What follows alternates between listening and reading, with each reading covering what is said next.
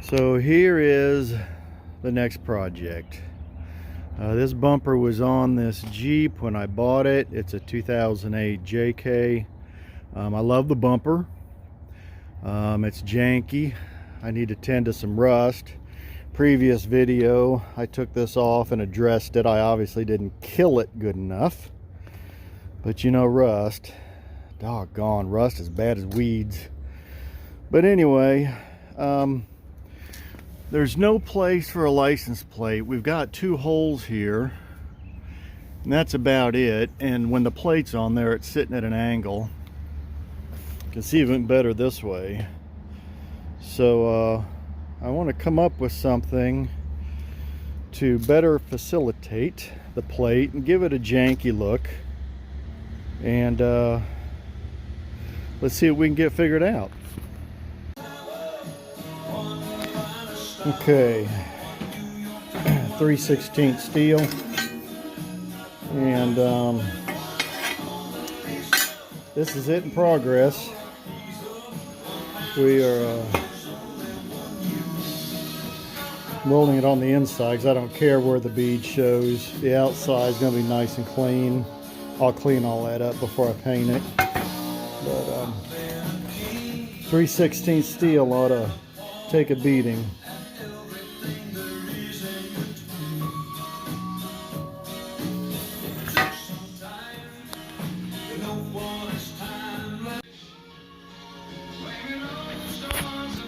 Okay, here I got this off the front end of a four-wheeler winch.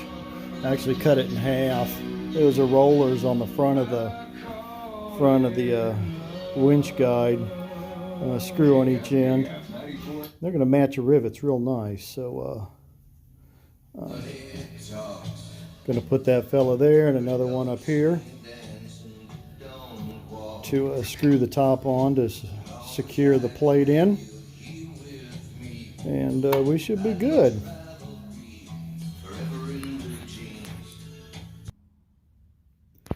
All right, we got them both welded on there. It's not pretty because it doesn't have to be. Not only will the inside of this not be seen, it won't even see daylight. So and also this is a gasless MIG. I can't afford the gas. I get gas, but not near enough to weld with. Some days I question that. But anyway, this is the top plate. Once we slide our license plate down in, we'll put this cap on. I need to drill holes for this to go through. And then so we'll have a hex head, Allen head screw here, Allen head screw here, and then some rivets along here, give it that industrial look, and no one will even know that those are the mounting plates. And I'm going to dress the front up. My initial thought is rebar. I really love the look of rebar. I did that on a picture frame here.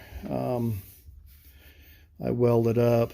I think if I frame this with rebar, paint the plate yellow to match the Jeep, and then the rebar black and the rivets black, that might turn out okay. I don't know. That's not blood. That's some kind of grease. I don't want you to think I'm a freak or anything. But anyway, I think I'm going to go with rebar. It's a nice match. So anyway, moving on.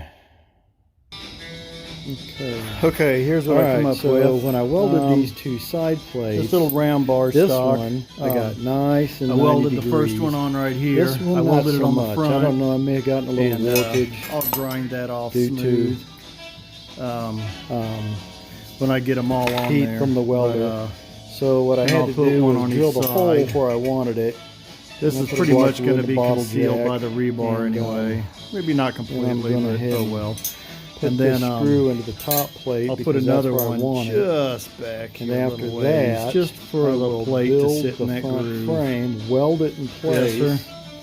And right in there. That will hold these sides right where I want them. One here, one here. Then I can pull these. Same over there. Clean up the front edge for welding. Stay right where they need to be. Bob's your uncle. So I don't think I've got an Uncle Bob. No, I don't. Sometimes things don't turn out. You gotta Alrighty.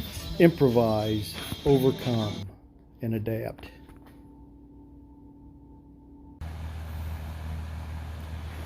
And here it is. So turned out okay. Turned out pretty good. Had a minor little tweak in it.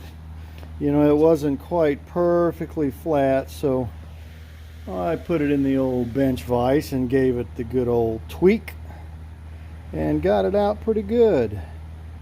Yeah, so anyway, that's going to go on there. We got a little bit of a gap here. I don't like that. Rain and whatnot's going to get down in there and rust this out quick. I don't know. What to do. I also got to get tabs in here to hold the plate. I don't want that plate in there rattling and whatnot. Clean this edge up so it has a nice seating against the bumper. You can see that's as crooked as a dog's hind leg right there. I guess I should be going like this, you know. But other than that, so I think next, that sucker's still a little warm. Toasty. So I think I'm going to get some tabs in here to hold the plate in position. And then I'm going to have to weld this to 3 sides before I paint it, because I obviously can't weld after I paint. We're not going to weld it to the top because this is my plate to get on and off whenever I remove the license plate, if I ever have to. I don't have to get out the hacksaw and tear up the frame if I ever want to remove the plate. So let's work on, I might have to take the plate off the Jeep, see how I'm going to get that in here, and get some bar stock in there where it'll hold it firm and it doesn't bounce around. Alright. Okay, here's what I come up with. This little round bar stock. I welded the first one on right here. I welded it on the front, and I'll grind that off smooth when I get them all on there. But then I'll put one on each side. This is pretty much going to be concealed by the rebar anyway. Maybe not completely, but oh well. And then I'll put another one just back here a little ways, just for the plate to sit in that groove. Yes, sir. Right in there. Of course, that'll be longer. Put one here, one here. The same over there. Clean up the front edge for welding, and Bob's your uncle. I don't think I've got an Uncle Bob. No, I don't. So, alrighty. And here it is. I haven't cleaned nothing up yet, but there's a little bar stock. Hold the plate. I'll clean that all up, degrease it, prime it, so try to slow down the rust. So the next thing, if you remember, we had to bottle jack this to get it spread apart so it'd be parallel and square. So now what I'm going to do is weld in some brackets to bolt it to the bumper. And they'll serve 2 purposes: to secure it to the bumper and to hold that gap open. So when the bolts are removed, we can put them back in at will without fighting it with the bottle jack. So that's the next item up for bid. Good. Okay, so this is the edge that's going against the bumper. So this plane right here is what's going to be most visible to anybody walking by. So this needs to be nice and smooth at the plane down. So in order to get that, you can't really get it extremely flat with that. What I do is I take a file and I file it like this. Then come around here. If you'll notice, there's shiny where the file took off. The high spots. Now just back up a little bit. So then what I do is I come in with the bench grind or the angle grinder.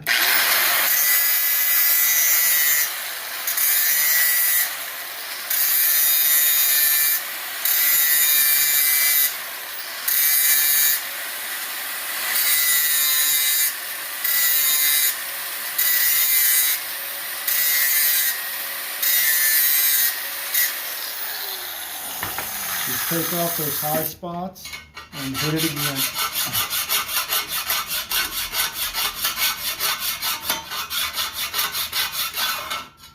See, the high spots show up because the file's scraping it, but not in the low spots. So if you just keep this up, now you want to leave plenty of material to work your way down flat. If you go down too far, then you're going to have a low spot you can never get to.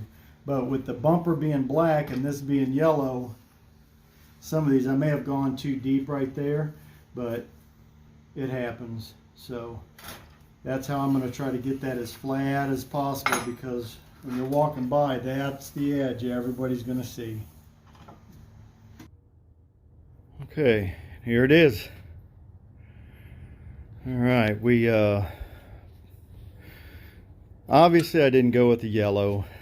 The bumper being black, I don't know if that looked kind of cheesy, I don't know. So I went with a hammered black. You can kind of see the texture there. Kind of match the texture of the bumper a little bit. It's coated with that bed liner stuff. And then the rebar I just left bare. It feels slick because I primed this, painted this, and then all of it got numerous coats of lacquer. The bare rebar got nothing but lacquer. I don't know how it's going to work. I do want this to rust, kind of give it that industrial steampunky look, hence the rivets.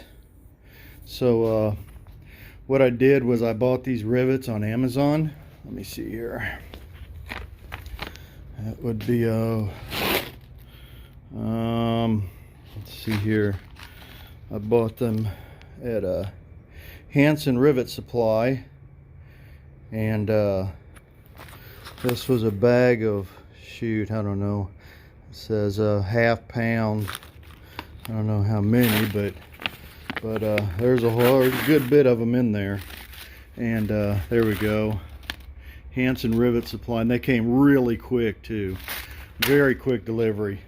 So I put the rivet through, and then I hit the back side of the rivet with the welder. Now, let me spin this around. I guess you can kind of see it there. Mushroom the back of each rivet so it'd stay put. And sorry about the shaky camera. License plate on and off, or in and out I should say. And let's get this fella put on. All right, and there it is. Top nut or bolts aren't down obviously because the plate's not in, but there we have it. I attached it with I was going to tap and drill and tap the bolts into the bumper, but I decided to just go with some janky bolts. On the back side I used lock washers and nylon washers, because if this fella comes off, Houston, we have a problem. Well, let's say whoever gets into it does, and I don't want to be responsible for that. So these two bottom bolts are hard bolts also. See that color difference? Okay, so take this off and then slide your plate in, bolt that fella back on,